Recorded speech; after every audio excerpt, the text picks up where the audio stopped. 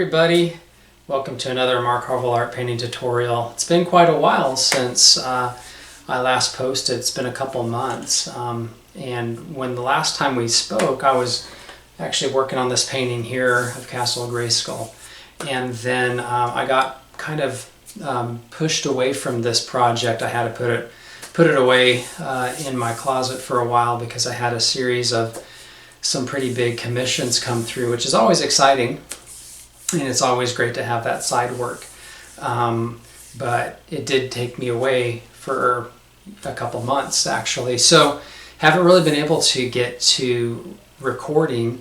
And the last time we left off, I had mentioned in the previous video that I wasn't really going to show the rest of this painting. I just wanted to mostly just bring in Castle Grayskull, which I demonstrated last time. But because it's been so long since I've posted, I've decided maybe I can go ahead and show you a few more elements as I'm creating this painting. And so what I've done is, since last time we met, I did bring in some of this foreground, these rock formations, this big cliff. I left off with the lava and some of the glow here, but painted this, and I wanted to get this painted in first, and then I was going to bring in my He-Man and Battlecat and Skeletor and Panther. They're both riding on their cats and they're kind of engaged in battle, so I've kind of drawn that out by hand with my charcoal pencil. And so what I think I'm going to do, I may not go and show the entire battle scene, but I may just go ahead and demonstrate painting in He-Man and Battlecat at least. And so just to kind of talk through that just a little bit, what I'm probably going to do, because this is such a dark painting, I may want to go ahead, just like I did with Castle Grayskull, and I just may want to block this all in with black gesso. Just get it nice and dark as a good underpainting. And then on top of that, we can start building colors and forms. And so that's kind of my thinking as I've been kind of processing how I want to approach this. And so I'm a big fan of Masters of the Universe, and of course I grew up playing with these guys since they first came out, and so it's just fun to kind of go back and do something fun like this, and nice and challenging as well. So thank you for joining. Please subscribe if you've not already done so. And let's go ahead and jump into starting this painting. Okay, so what I find useful a lot of times is using this black gesso. And specifically with this dark, sort of ominous painting like this, where there's a lot of mood. I find that by just first bringing in the black gesso and then letting that dry, I can then overlay it with my layers of color. And what it will do is it'll still kind of hang on to that underpainting. And depending on how transparent I allow the paint to be, I'll be able to still have some of that color showing through from underneath, and it kind of adds a little bit of texture, and just kind of, I think, adds a pretty interesting effect. And the reason I like to use black gesso versus black acrylic paint is I just think that gesso has a richer pigment, and it just covers a little better, in my opinion. So I'm coming back now, and I'm kind of adding my color now. So I'm going more saturated color, honestly. Battlecat's going to be this green and yellow striped tiger. And so as I'm bringing in my greens right now, I've kind of just have mixed together really more or less a sap green with an ultramarine blue and a little bit of raw umber, just to kind of saturate that down a little bit. And then when I overlay my more my lighter color, my brighter color, my more saturated color, then it'll really pop. And so and I did the same thing kind of with the red saddle and helmet on Battlecat as well. Is I mixed red with alizarin crimson and a little bit of raw umber, and just kind of got that bit darker version of that reddish color. And so I'm just going to kind of block in everything right now. The teeth are not pure white, so I've just mixed together kind of a Payne's gray, and then I can overlay that with some subtle lighter versions of that Payne's gray, and then eventually have white silver lining, but I use white pretty sparingly. All right, so now I've kind of redrawn in my lines again, and you'll notice earlier when I did add my black gesso, I did try to retain some of the original outline. I want to be able to see those marks still and just kind of paint it around them, and then of course I can redraw them back in to kind of give me my guide. So taking that same kind of desaturated color, and I can come up in now adding a little bit more orange, a little more red, and a little bit more white on top of that, and I can kind of get these lighter variations of that red. This is going to be a blue reflected highlight, which is really just nothing more than ultramarine blue and white.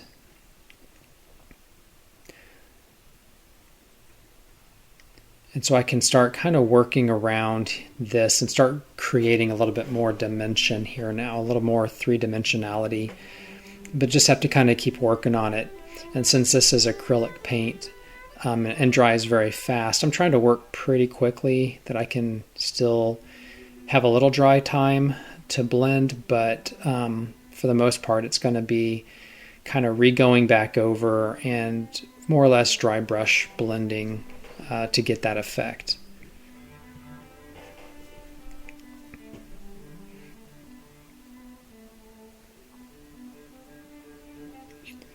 And I'll come back a little bit later and start adding a little bit more shadow, but I'll kind of save that for the end. And what I usually do is I'll either use a bone black, which is a very transparent black, unlike other blacks like carbon black and midnight black, which are very opaque. Carbon black is very transparent, so it retains all the underpainting and it can really help to sort of provide shadowing and things.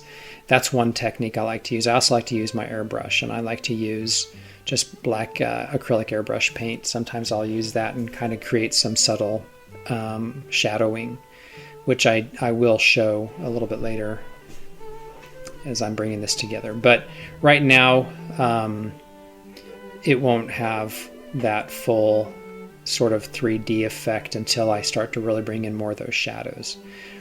But I can also retain some of that black gesso underneath, and I'll let some of that show through. That'll create very, very deep, dark pockets of shadow, and I don't have to work nearly as hard to try to bring those in later. And that's kind of another nice thing about first blocking everything in black gesso.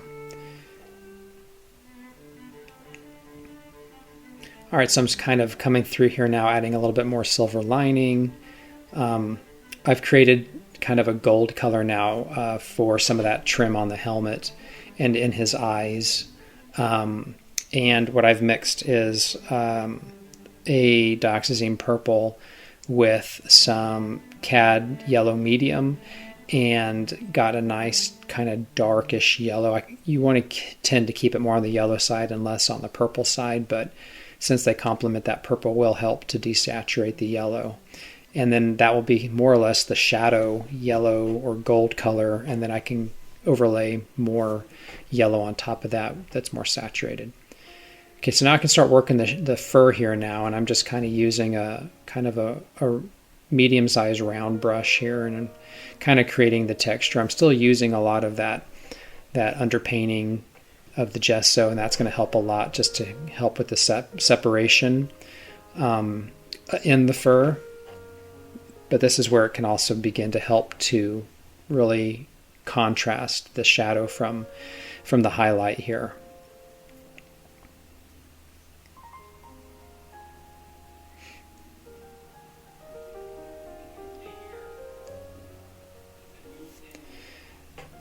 All right, then I can reintroduce some of the lighter yellow on top of the stripes here now.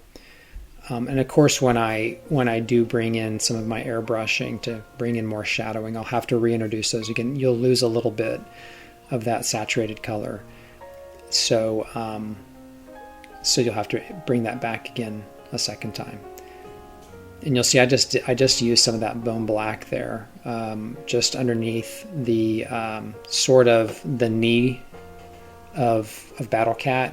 I created a nice little pocket of shadow, and that was kind of using that bone black there. So just a really great color that I've come to find really is helpful for introducing shadows.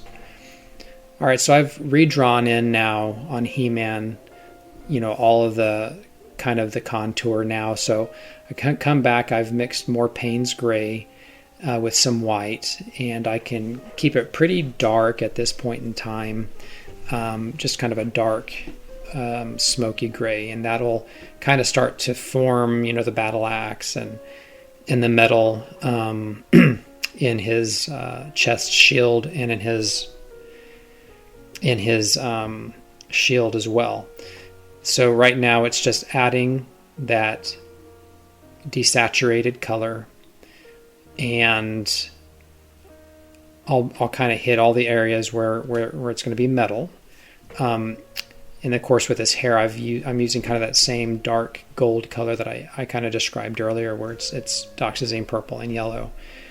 And I can hit the hair, and of course his belt is kind of a gold color as well. And he'll have gold on his gauntlets. He's got some gauntlets as well on his wrists. So, and then I've kind of just for his skin tone, I'm kind of keeping it dark, but I use my five main colors for skin tones, which is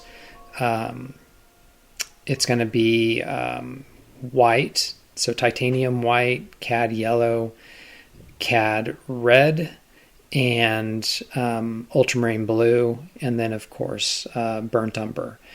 And I can create various shades of skin or flesh tone with that. So I've kept it more kind of on that tannish side, so a little bit more blue, a little bit more umber, a little bit of red and yellow, but a little bit more on those darker colors, not so much on those warmer colors, to kind of start to create kind of a darker tannish skin tone, since He-Man usually has kind of a nice tan going on.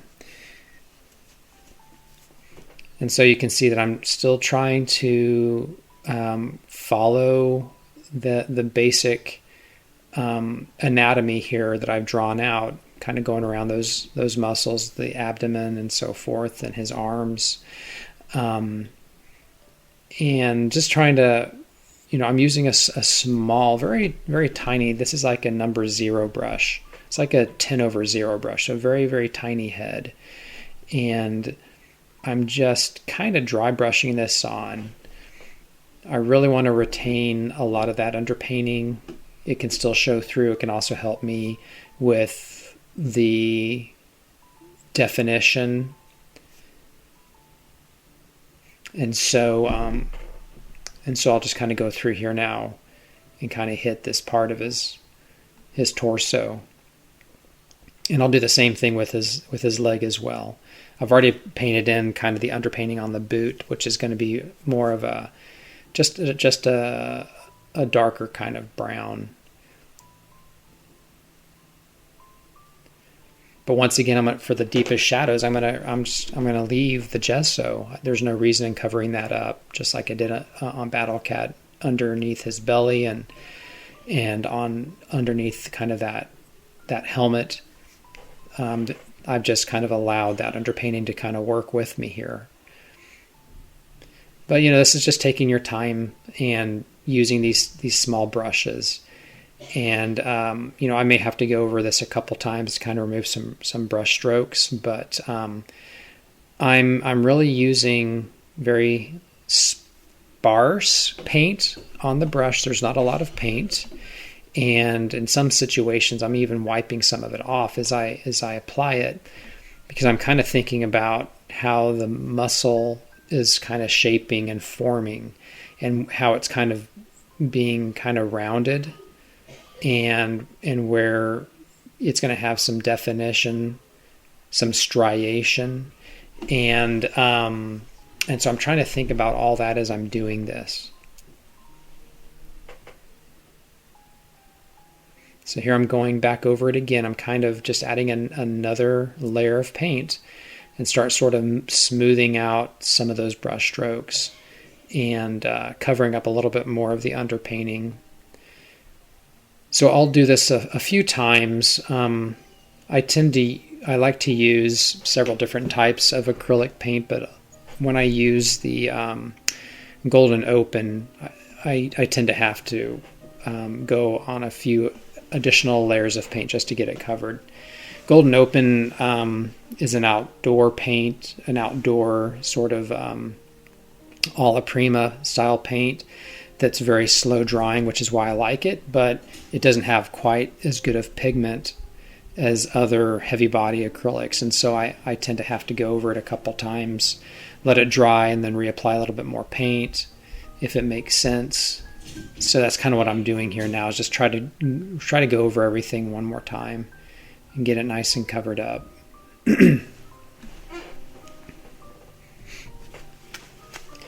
so I tend to just like to kind of work in regions. You know, I like to bring in all the desaturated colors, all the darkest, muddiest colors that I've kind of grayed out a little bit, because I want them to be dark, and then I want to build on top of that dark, and slowly introduce some of those lighter colors. Excuse me.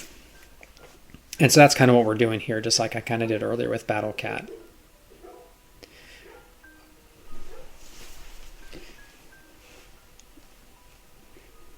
And so here I'm once again, what I've done is I've actually created a glaze here, just a really light, kind of watered down, and I'm just running over everything on the body. That's going to help to sort of smooth everything out, but also still retain a lot of that definition on the underpainting, just by keeping it more or less kind of watered down, more of like a wash. And now I can start to come back with that Payne's gray, and I can add a little bit more white to that gray and start lightening things up. And I can start to slowly introduce more highlight now and create a lot more of that three-dimensionality. And so it's really just going back into that dark Payne's gray and just lightening it with white.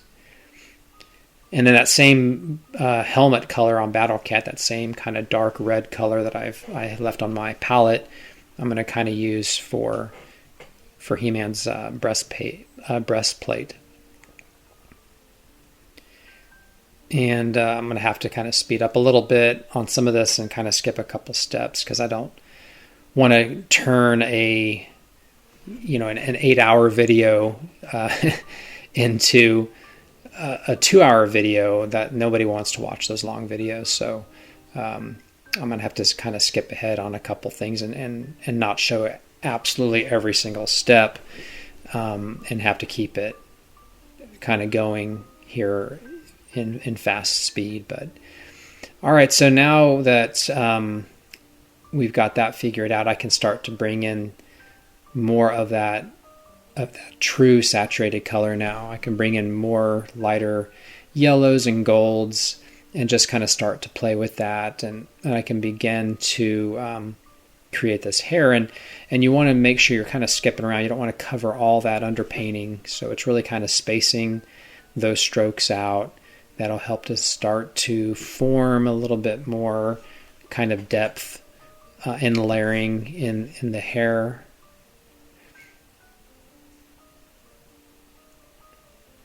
So I'm just kind of jumping back and forth here now between my lights and my darks and bringing some silver lining. The same exact thing with the belt here around his waist, and just bringing in some lighter color.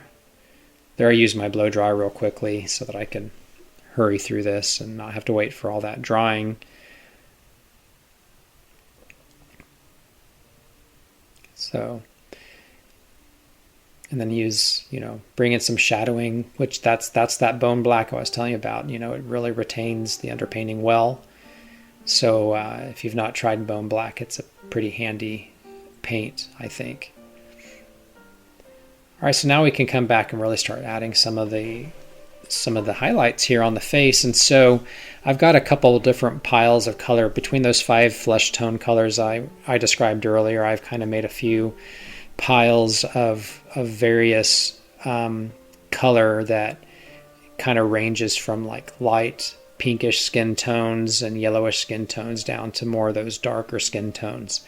And I can kind of jump back and forth between those little piles and start to form out, this face. And because it's just such a very tiny face, I don't need to kill myself trying to bring in tons of detail. I just want to more or less create the illusion and the suggestion with as minimal work as possible, because it is such a tiny surface and it is just challenging painting this small.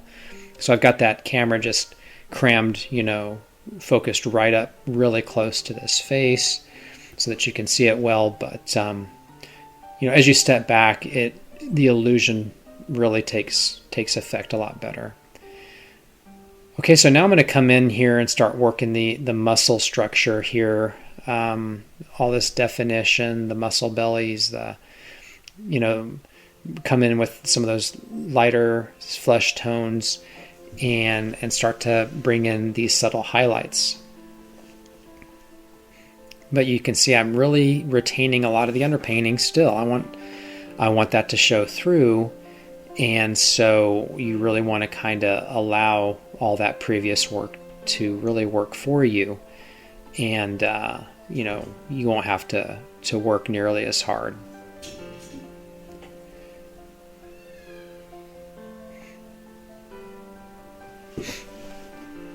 And so now it's just kind of a matter of kind of working this torso now, and I'm still trying to retain, his nice six-pack abs.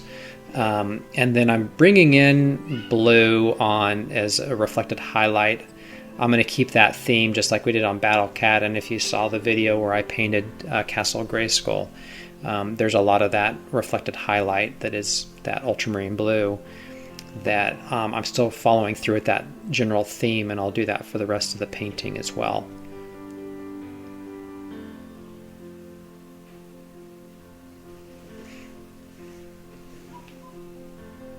And so just bringing in some more of that highlight, a little bit of some silver lining here, and that really starts to kind of form things out. I'm coming back through some deeper shadows here now, just kind of hitting a couple areas where I think it's just going to be a little bit darker on some of that striation. And then of course I can come back with almost kind of a light canary yellow for my brightest highlights here. I will follow it up with some silver lining of pure white. Again, I kind of use it sparingly, but you can see how I did that on the side of Battlecat's helmet. I just added some pure white.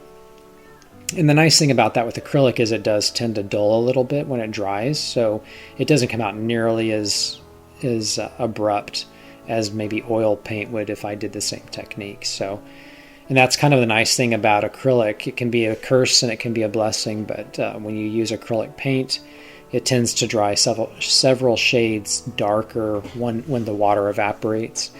I find that that's helpful sometimes, but sometimes it's not helpful at all if I'm trying to create a really pure and crisp and vibrant color, in which case I either have to really bring in the acrylic paint extremely thick, or I might just come back with oil paint. So here's where I'm going to bring in my airbrush, kind of bring in a little additional shadowing. And I think this is really where it starts to cause He-Man and Battlecat to really come alive here.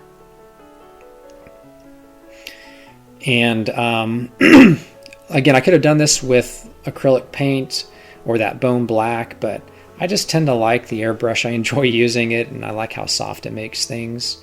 But you can get the exact same effect if you just use glazes, and you can bring all that in. I've talked about glazes in previous videos, so now I can come back. Now that I've brought in that darker shadowing, I have to reintroduce some more of those brush strokes, kind of lighten up those yellow stripes a little bit more. But for the most part, that's kind of my process here for painting He-Man and Battlecat, and I'll do the same thing with my Skeletor.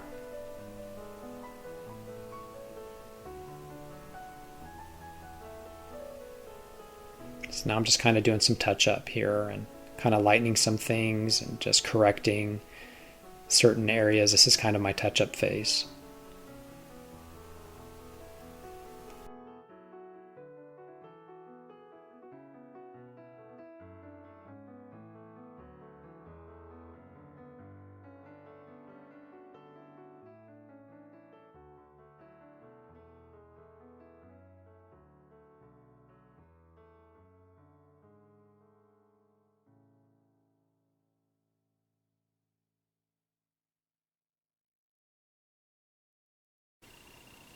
Well, there you have it, guys.